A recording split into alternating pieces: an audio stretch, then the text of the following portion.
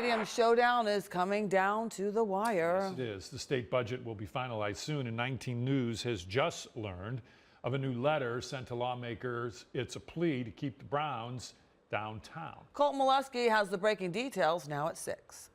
Cuyahoga County Executive Chris Ronayne and Mayor Justin Bibb staying in lockstep in the fight to keep the Browns downtown, sending a letter to Ohio senators asking that they reject the Browns Brook Park project budget.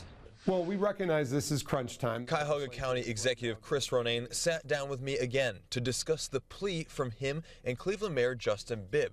Don't go with Brook Park. So I was visiting downstate, the Senate members and leadership yesterday in Columbus. Brought with me a letter from Mayor Bibb and I that continues to make the argument that the doable plan is downtown. Ronayne says a potential transformed stadium downtown would, quote, anchor the lakefront project and lead to faster housing development.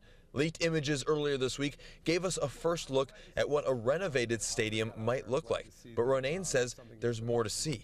But what I would say to Haslam Sports Group is show your entire plan. You know, there's a lot of other images, a lot of other directions to it. As the county and city push to keep the Browns in place, Ronayne is preparing for a trip to Europe with Destination Cleveland. He's planning to visit Norway and Denmark to get ideas on how to improve the lakefront. While the trip is covered by Destination Cleveland, I still wanted to know the why behind the locations. For us, we've had a series of successes on some of those visits to other places. The downtown public lighting on Public Square was inspired in Brussels, in Belgium. Back when the signage package that is a part of the wayfinding of downtown Cleveland was inspired by London. But the future of the lakefront will be likely determined in Columbus, not Europe. Lawmakers need to present Governor Mike DeWine with a budget proposal in just a few weeks. We'll continue to follow the money every step of the way.